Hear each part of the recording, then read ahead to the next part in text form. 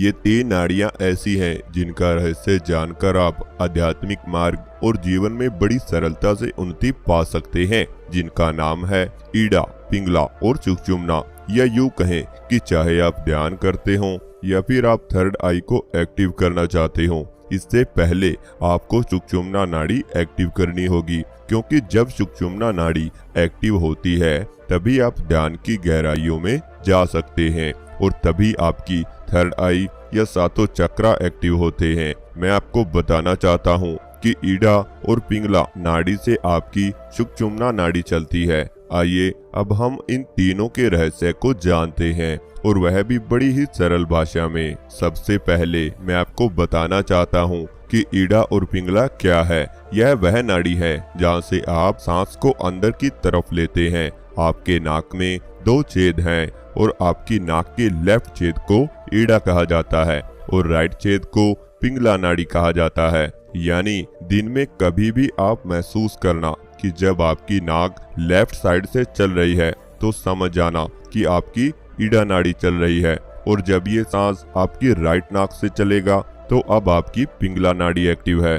आपके नाक से यह दोनों नाड़ियां ईड़ा और पिंगला शुरू होती हैं और आपके पेट के नीचे जहां पर आपका मूलाधार चक्र है उसके पास एक 3.5 बल घूमे हुए एक गांठ लगी हुई है। दोनों नाड़ियां यहां आकर रुक जाती हैं, यानी समाप्त होती हैं, और यहीं से आपकी सुषुम्ना नाड़ी की शुरुआत होती है। अब देखिए सुषुम्ना नाड़ी की बात आ चुकी है, तो मैं आपको बताना चाहता हूँ यह वह नाड़ी है जो आपके ज्ञान को बढ़ा देती है, यानी आपका दिमाग और शरीर कितना फुर्तीला बनता है यह इसी नाड़ी पर आधारित होता है, और ये ध्यान गहराई तक ले जाने में आपकी मदद भी करती है। सुषुम्ना नाड़ी में जब हलचल होती है तभी आपको ध्यान में अनुभव आते हैं, और ये वो नाड़ी है जहाँ से ऊर्जा आपके पूरे शरीर में फैलती है और आपका शरीर कार्य करता है। यानी कि सुषुम्ना नाड़ी आपके ध्यान की नींव है।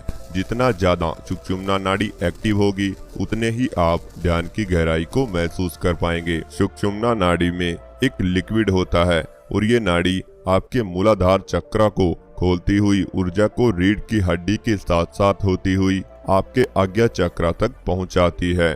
अब आप समझने की कोशिश करें कि ईड़ा और पिंगला में क्या होता है। सांस और सुषुम्ना नाड़ी में लिक्विड यानी आपकी शारीरिक ऊर्जा, और जब ईड़ा और पिंगला से सांस सही दिशा में चलेगा तो आपका सांस सुषुम्ना नाड़ी के मुख पर जाकर टकराएगा और सुषुम्ना नाड़ी पर नीचे से प्रेशर पड़ेगा तो सुषुम्ना नाड़ी के अंदर का लिक्विड ऊपर की तरफ उठेगा, तो अपने आप ये एक्टिव होना शुरू हो जाएगी। यानी कि आपको सुषुम्ना नाड़ी एक्टिव करने के लिए ईड़ा और पिंगला से इकट्ठा सांस लेना होगा। यानी जब आपकी नाक से सही रूप से सांस चलता है तब आपकी सुषुम्ना नाड़ी एक्टिव हो जाती है। इसके लिए आपको अनुलोम विलोम करने की आवश्यकता होती है। इसलिए ध्यान करने से पहले आपको बोला जाता है कि अनुलोम विलोम करें ताकि आपका सांस सही दिशा में चले और आपकी सुषुम्ना नाड़ी एक्टिव हो जाए और आपका ध्यान सही दिशा में गहरा होता चला जाए। आइए अब जानते हैं कि आप ध्यान करते हुए कैसे पहचानोंगे कि आपकी कौन सी नाड़ी एक्टिव है। जब आपकी ईड़ा नाड़ी एक्टिव होती है तो मानसिक हलचल ध्यान में महसूस होगी, जैसे ध्यान में मन बहुत ही ज्यादा भटकना, बहुत ज्यादा विचार आना। यानी कि जब आपकी लेफ्ट नाक चलती है तो ईड़ा नाड़ी एक्टिव होने की वजह से मन इधर उधर भटकता रहेगा। आप ज्यादा समय मन को शांत नहीं कर पाओगे। एक उतावलापन आपके ध्यान में चलता रहेगा।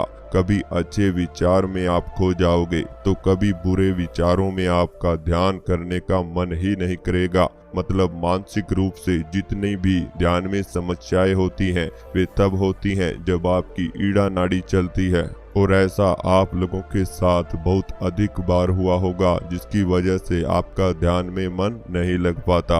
और जब ध्यान में आपकी पिंगला नाड़ी एक्टिव होती है तो आपको शारीरिक हलचल महसूस होती रहेगी, जैसे कभी हाथों में खुजली होना, कभी पाँव में दर्द होना, तो कभी सर भारी हो जाना, तो कभी शरीर में घबराहट महसूस होना। यानी कि जब आपकी राइट नाक से सांस चलती है ध्यान करते हुए तो शारीरिक समस्याएं आपके ध्यान में होती रहेंगी। तो इन्हीं सब समस्याओं से बचने के लिए आपको सुषुम्ना नाड़ी एक्टिव करने की आवश्यकता पड़ती है, क्योंकि जब सुषुम्ना नाड़ी एक्टिव हो जाती है तो आपको न तो ध्यान में विचार आएंगे, न ही आपका मन भटकेगा और न ही आपको ध्यान करते समय कोई शरीर में हलचल और घबराहट महसूस होगी। लेकिन अब बात आ जाती है कि सुषुम्ना नाड़ी को एक्टिव कैसे किया जाए। सुषुम्ना नाड़ी को एक्टिव करने के लिए आपको ईड़ा और पिंगला नाड़ी को एक साथ चलाना होगा। जब आपकी दोनों नाक छेद से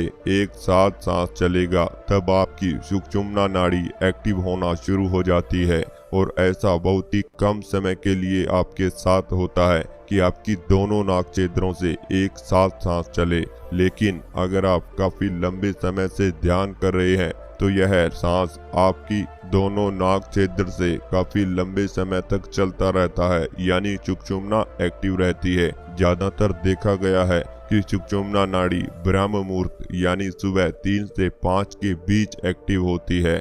लेकिन अगर आप इसे सही रूप से जागृत करना चाहते हैं तो आपको मेडिटेशन करते समय कुछ विशेष बातों का ध्यान रखना चाहिए। सबसे पहला कि आपको ध्यान करते समय अपनी रीढ़ की हड्डी बिल्कुल सीधे रखकर बैठना है। आपकी पीठ में किसी भी तरह से कोई बैंड नहीं होना चाहिए, क्योंकि जब आपकी रीढ़ की हड्डी में कोई बैंड आ जाता है तो सुषुम्ना नाड़ी बीच में ब्लॉक हो जाती है, जिसकी वजह से उसके अंदर का लिक्विड ऊपर की तरफ नहीं उठ पाता और इसी की वजह से आपकी पीठ में दर्द होना शुरू हो जाता है। वहां पर एक दबाव बनना शुरू हो जाता है, एक सेंसेशन आपको वहां महसूस होता नजर आता है और आपको ध्यान में झटके पड़ना भी शुरू हो जाते हैं और आपका ध्यान से मन भटक जाता है। तो इसलिए आपको कोशिश करनी है कि आप जितना समय भी ध्यान में बैठते हैं तो आपकी रीढ़ की हड्डी बिल्कुल सीधी रहनी चाहिए। दूसरी बात, जैसा कि हमने बताया कि आपको ध्यान करने से कुछ समय पहले अनुलोम विलोम करना है, उसी के पहले आप थोड़ा एक्सरसाइज या योगा भी कर सकते हैं, जिससे आपके शरीर की अकड़न पूर्ण रूप से खत्म हो जाएगी और आपका शरीर सही मात्रा में सांस को तेजी से अंदर की ओर खींचना शुरू करेगा, जिससे आपकी ईड़ा और पिंगला नाड़ी सही रूप से चलना शुरू हो जाएगी। और जब ईड़ा और पिंगला नाड़ी सही रूप से सांस लेती है तभी सुषुम्ना नाड़ी एक्टिव होना शुरू होती है। आइए अब जानते हैं कि कैसे पता चलेगा कि आपकी सुषुम्ना नाड़ी एक्टिव होना शुरू हो चुकी है। तो देखिए, जब आपकी सुषुम्ना नाड़ी एक्टिव होना शुरू होती है तो आपको अपने शरीर में एक ऊर्जा का एहसास होना शुरू हो जाता है। आपका शरीर हमेशा फुर्तीला बना रहेगा, आपको पेट आदि की समस्याएं बिल्कुल भी नहीं होंगी, आपका शरीर ऊर्जावान बना रहेगा। अगर किसी भी कार्य को करते हुए आपका सर दर्द होता है तो वह भी बिल्कुल खत्म हो जाएगा। आपको ध्यान करते हुए बहुत अच्छे अनुभव आ सकते हैं, जैसे ध्यान में कलर दिखाई देना। आपको बता देते हैं कि जब आपको ध्यान में कलर दिखाई देना शुरू हो जाएं, तो आप समझ जाना कि आपके शरीर में सुषुम्ना नाड़ी सही रूप से कार्य कर रही है और वह ऊर्जा को आपके सातों चक्राओं तक पहुंचा रही है। और जब सातों चक्राओं को एक समान ऊर्जा मिलती है तो आपकी कुंडलिनी एक्टिव होना शुरू हो जाती है, जहां से आपको दिव्य दृष्टि मिलने की संभावनाएं बहुत अधिक बढ़ जाती हैं। भविष्य में होने वाली घटनाओं का आपको अनुभव आना शुरू हो जाता है। आप जब भी ध्यान करेंगे तो आपको अपना पूरा शरीर हल्का महसूस होना शुरू हो जाएगा। आपको ऐसा एहसास हो सकता है कि जैसे आपका शरीर हवा में है। आपका स्वभाव में बहुत बड़ा अंतर सुषुम्ना नाड़ी एक्टिव होने की वजह से आना शुरू हो जाता है। आपका स्वभाव शांत एवं खुश मिजाज होना शुरू हो जाएगा। आपको ध्यान करते समय खुद ही अनुभव होना शुरू हो जाएंगे कि आपका ध्यान गहराई में जा रहा है, आप स्थिरता की ओर बढ़ रहे हैं। स्थिरता आपके शरीर में आना शुरू हो जाएगी और ध्यान या फिर किसी भी काम में एकाग्रता आपकी काफी हद तक बढ़ जाती है। और हमने सुषुम्ना नाड़ी एक्टिव करने की सबसे आसान विधि इस चैनल पर पहले भी बताई थी, जिसके अनुभव सभी साथियों ने पाए हैं और बहुत ही पॉजिटिव कमेंट उस वीडियो के नीचे हमारे पास आए थे। तो अगर आप भी उस वीडियो को देखना चाहते हैं तो इस चैनल के कमेंट बॉक्स में उस वीडियो का लिंक आपको दे दिया जाएगा। और साथ ही आप भी ध्यान की गहराइयों को पाना चाहते हैं या फिर आप अपना थर्ड आई एक्टिव करना चाहते हैं और नाड़ी विज्ञान के बारे में और ज्यादा जानकारी